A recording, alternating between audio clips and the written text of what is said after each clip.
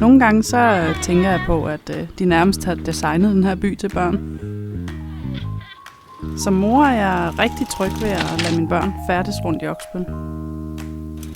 Vores børn får masser af tid og plads til fordybelse, til at lære noget og til at have det sjovt. Vi har opdaget, at naturen omkring Oksbøl er et enestående sted til opdagelse, leg og læring.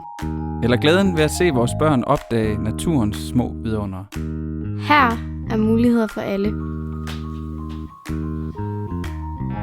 I Oksbøl kan være alt fra popsanger til dyrepasser. Og brandmand. Ja, så er der også arbejdet til os unge, og det er jo mega fedt. I Oksbøl der er der kort afstand til alle de ting, vi skal bruge i vores hverdag. Ja, og så er der god tid til at nyde den gode kvalitet. Oksbøl er et lille lokalsamfund med de største udfoldelsesmuligheder. Blandt andet til idræt, om det så er på eliteplan. Eller mere bare for hyggen og netværkets skyld. Eller til at udvikle nye idéer og opstarte nye projekter med vores kollegaer. Her er der tid, plads og hjerte. Her er plads til at hygge på tværs af generationer. Sammen med de voksne. Her er langt fra byens stressende larm og hektiske trafik, men alligevel tæt på storbyens puls.